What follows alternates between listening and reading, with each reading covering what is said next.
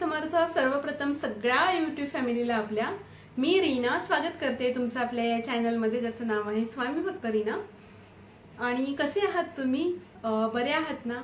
स्वामी महाराजांची कृपा तुमच्या सगळ्यांवर अशीच असू देत आणि त्यांच्या कृपा आशीर्वादाने आपले सगळ्यांची स्वप्न पूर्ण होऊ देत, हीच एक प्रार्थना माझी स्वामी महाराजांच्या चरणी रोज असते। तर ठीक आहे, आज आपला टॉपिक आहे थोडासा विशेष आहे। जे अहमदाबाद दुर्घटना झाली, अहमदाबाद वरून लंडनला जे जाणारं एरोप्लेन क्रॅश झालं, त्या एरोप्लेन मध्ये एकच पॅसेंजर वाचला आणि ज्याचा सीट नंबर होता 11A। आणि ह्या 11A बद्दलच बोलण्यासाठी मी आज तुमच्या समोर आलेली आहे।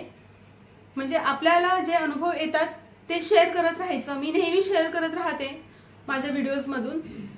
तुम्ही जर माझे पाठीमागचे व्हिडिओ बघितले असतील तर 11 बद्दल मी भरपूर बोलून झालेला आहे, किंवा तुम्ही जर माझा विजन बोर्ड बघितला असेल तर त्या विजन बोर्ड मध्ये पण मी भरपूर माझे 11 रिफ्लेक्ट होत आहेत। तर त्याच्या पाठीमागचं कारण हेच आहे की हा 11 नंबर जो आहे तो मला पण सपोर्ट करत आहे आणि मला अशा प्रकारे त्याने सपोर्ट केला आहे की त्याच्यावर मी एक पूर्ण 2-3 तास बोलू शकते। एवढं जास्त महत्व त्याचं माझ्या आयुष्यामध्ये आहे। आता 11A त्याचा सीट नंबर होता 11A। ए अगेन रिफ्लेक्ट नंबर 1, ए चा न्यूमेरिकल नंबर 1 आहे, तर 11 असा हा त्याचा सीट नंबर होता। आणि 11, 11 किंवा 111 हे जे नंबर्स आहेत त्यांना युनिव्हर्सल नंबर असं म्हटलं जातं। आणि असे नंबर ज्यांना दिसायला सुरुवात होतात त्यांच्यावर एक युनिव्हर्सचा फेवर असतो, एक पॉझिटिव्ह इफेक्ट असतो आणि युनिव्हर्स त्यांना प्रोटेक्ट करत असतं कोणत्या पण अशा बिकट परिस्थितीमध्ये, डेंजर सिच्युएशन्स मध्ये, किंवा ज्यांना मार्ग सापडत नसतील आणि अशा लोकांच्या आयुष्यामध्ये जर 11 आला तर त्यांची ही जर्नी खूप सोपी होऊन जाते आणि त्यांना म्हणजे कितीतरी मार्ग असे ओपन झालेले दिसायला लागतात। तेवढं अवेअरनेस फक्त आपल्यामध्ये असलं पाहिजे आणि आपण विचार केला पाहिजे की ते मलाच का दिसत आहे तो नंबर। तर असंच काही झालं त्या पॅसेंजर बरोबर, ज्याचा सीट नंबर होता 11A आणि त्याला थोडंफार खरचटलं असेल पण जास्त काही इंजुरी झाली नाही आणि तो स्वतःच्या पायावर चालत एवढ्या भयंकर विमान दुर्घटनेतून बाहेर आला। काहीही होऊ शकलं असतं, आपण शक्यता नाकारू शकत नाही। त्या विमानाचा एखादा पार्टिकल उडून त्याच्या अंगावर पडू शकला असता, किंवा त्याने ज्या ठिकाणावरून जम्प केली, म्हणजे 1 फ्लोअरचं ते अंतर आहे, तर त्याला खूप लागू शकलं असतं, पण तसं काहीही झालेलं नाहीये। तो तिथून उठून स्वतःच्या पायावर अगदी व्यवस्थित मोबाईल घेऊन त्या दुर्घटनेतून बाहेर पडला।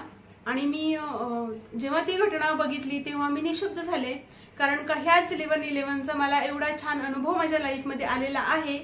त्याच्यामुळे माझं अजून बिलीफ सिस्टम माझी स्ट्रॉंग झाली आहे आणि मी अजून जास्त 11 या नंबरवर फेथ करायला लागलेली आहे।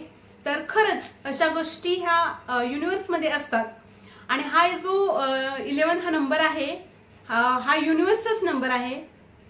तर हेच मला तुमच्या बरोबर शेअर करायचं होतं। तर माझ्या आयुष्यामध्ये अशी एक वेळ आलेली लॉकडाऊनच्या नंतर, आम्ही अशा एका ठिकाणी शिफ्ट झालो। तिथे गेल्यानंतर आमच्या लाईफमध्ये खूप बदल घडायला सुरुवात झाली।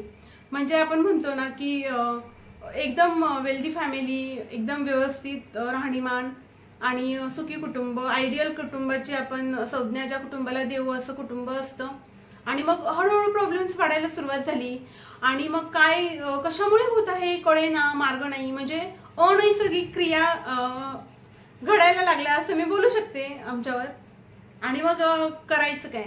तर आपलं दैव बलवत्तर असेल ना तर कोणत्याच गोष्टीचा आपल्यावर परिणाम होत नाही आणि ज्या कोणी अशा गोष्टी करतं त्यांना त्याचे परिणाम भोगावे लागतात। तर आपण आपले कर्म चांगले ठेवायचे, कारण का हे कर्म उद्या जाऊन आपलं भविष्य घडवतात इन द सेन्स आपल्या मुलांना ते परतफेड करावी लागते त्या गोष्टींची, म्हणून आपण आपले कर्म चांगले ठेवायचे। तर ह्याच परिस्थितीतून जात असताना लोकांची म्हणजे अशी काही नजर लागली होती आम्हाला बाहेरची। कालांतराने आम्हाला त्या गोष्टी सगळ्या समजल्या, काय कसं केव्हा कुठे। पण ह्या सगळ्या सिच्युएशन मध्ये आम्हाला ह्या नंबरने खूप सपोर्ट केला जेव्हा ही घटना घडायला सुरुवात झाली आमच्या आयुष्यामध्ये, दुसरीकडे युनिव्हर्स असं येऊन उभं राहिलं की प्रत्येक ठिकाणी मला हा नंबर दिसायला सुरुवात झाला. म्हणजे मी घराच्या बाहेर पडले तरी हा नंबर माझ्या बरोबर असायचा, मी घरामध्ये असेल तरी हा नंबर माझ्या बरोबर असायचा, आणि मी झोपले तरी स्वप्नातही हा नंबर माझ्या बरोबरच असायचा. म्हणजे मी तुम्हाला एक्झाम्पल सांगते, मी सपोज ऑफिसमध्ये मी खूप वेळा हे डिस्कस केलं माझ्या मैत्रिणीबरोबर. तर मी तिला खूप सांगायची की अरे हा नंबर मला ना एव्हरी टाइम नॉक करतो. मग मी स्क्रीनशॉट काढायला सुरुवात केली, जिथे पण नंबर दिसायचा मला तो, मग मी स्क्रीनशॉट काढून दाखवायला सुरुवात केली. मी माझ्या मिस्टरांना दाखवायचे, मी माझ्या मैत्रिणींना दाखवायचे, आणि मग मी सतत माझ्या तोंडामध्ये ते 1111 आणि मी एकदम त्याच्याशी जोडले गेले. घड्याळामध्ये बघितलं ना की मला 11:11लाच ते घड्याळ नॉक करायचं की बघ माझ्याकडे, आणि बघितलं की 11:11 मोबाईलमध्ये 11:11 असायचं. किंवा असं काही व्हायचं ना की मोबाईलची स्क्रीन अचानक हायलाइट व्हायची, आणि आपण बघतो ना लाईट लागली तर काय झालं, तर लगेच 11:11 असा ते टाइम झालेला असायचा. घड्याळामध्ये म्हणा किंवा टीव्हीवर एखादी न्यूज चालू आहे तर तिथे 11:11चा असं कानावर पडायचं. किंवा कुणाचा फोन आला मला तर बरोबर 11:11 फोन आलेला असायचा, 11:11 मला ईमेल आलेला असायचा. किंवा माझ्या ईमेल बॉक्समध्ये 1111 अनरीड ईमेल असायचे स्पॅम मध्ये, किंवा 1:11 मला काहीतरी येऊन जायचं, किंवा 10:01. म्हणजे हा 1111 आणि 1111 ही सिरीज ना कंटिन्यू मला रिफ्लेक्ट होत होती माझ्या डोळ्यांसमोर. आणि ओला बुक केली तर ओलाचा ओटीपी मला यायचा 1111. त्याच्यानंतर बँक बॅलन्स मध्ये पण कधी असं व्हायचं की 1111 असे .11 पण यायचं कधी कधी. त्याच्यानंतर मेट्रो स्टेशनला गेले तर तिथे गेट नंबर बरोबर मी ठरवून नाही गेले, मैत्रिणी जरी मला घेऊन गेली तरी ती तिथेच जाऊन उभी राहायची 11 नंबरच्या समोर.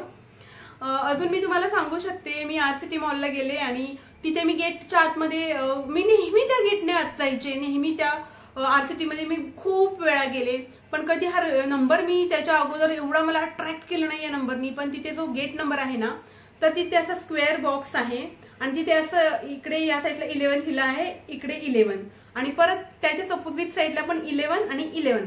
तो हा असा नंबर परत 1111 असा रिफ्लेक्ट म्हणजे दिसायला लागला, कॅच व्हायला लागला माझ्या डोळ्यांना. त्याच्यानंतर मी तुम्हाला सांगते की म्हणजे एवढ्या ठिकाणी हा नंबर मला सपोर्ट करायला लागला ना, जिकडे तिकडे मला 1111 दिसायला सुरुवात केला. आणि अजून एक गोष्ट की मी ज्या घरामध्ये राहायला आली, आता नवीन घरात शिफ्ट झाले मी, तर त्या घराचा रूम नंबर पण 506 विच इज अगेन 11. तर मला ह्या 11नी खूप काही दिलंय, मला एवढ्या बिकट आणि एवढ्या डेंजर सिच्युएशन मधून तो बाहेर घेऊन आलाय. म्हणजे माणूस फक्त ऍक्सिडेंटनी मरतो असं नाही, किंवा नॅचरल डेथनी मरतो असं नाही, माणूस टेन्शननी पण मरतो, माणूस काळजी इतर गोष्टी पण असतात मानसिक, ह्या गोष्टींनी पण माणूस एका दिवसांनी त्या स्टेजकडे जात असतो. पण अशा सिच्युएशन मध्ये ना हे युनिव्हर्स जेव्हा आपल्याला सपोर्ट करतं ना त्यावेळेस एक वेगळीच पॉवर आपल्यामध्ये येऊन जाते. आणि मग मला जेव्हा कळलं ह्या नंबरचं काय महत्व आहे, तेव्हा ऍक्च्युली मी माझ्या हातावर पण हा नंबर टॅटू काढून घेतला मी 1111चा, की लाईफ टाईम मला हा नंबर माझ्या जवळच हवा आहे. तर ठीक आहे, मला हेच सांगायचं होतं तुम्हाला की हा नंबर खूप मिरेकल आहे. आणि जर तुमच्या आयुष्यामध्ये हा नंबर तुम्हाला सगळीकडे दिसत असेल, सगळीकडे रिफ्लेक्ट होत असेल ही एनर्जी, पॉझिटिव्ह एनर्जी तुमच्या आयुष्यामध्ये, तर आयुष्य नक्कीच तुम्हाला कोणत्या तरी चांगल्या वळणावर घेऊन जाणार आहे. खूप साऱ्या असंख्य अपॉर्च्युनिटीज तुमच्या आयुष्यामध्ये येणार आहेत. फक्त तुम्ही सतर्क राहा, कारण का युनिव्हर्स देण्याचा प्रयत्न करत असतं, पण ते घ्यायचं कसं तेवढा विचार करण्याची पण क्षमता आपल्याकडे असली पाहिजे. ते ओळखता आलं पाहिजे, त्याचे सिम्पटम्स, त्याचे सायन्स हे सगळे ओळखता आले पाहिजेत. तर नक्कीच 11A हा सीट नंबर खूप लकी होता त्याच्यासाठी. आणि मी तर माझा जो अनुभव आहे मला ह्या नंबरचा, त्यावरून एकच सांगू शकते की ही देवी शक्तीच होती, त्या शक्तीमुळेच हे दादा वाचले आहेत. तर ठीक आहे, स्वामी महाराजांची कृपा ही अशीच आहे, कोणत्या रूपाने ते कृपा करून जातील सांगू शकत नाही. ठीक आहे, हा ब्लॉग मी आता इथे थांबवते. श्री स्वामी समर्थ.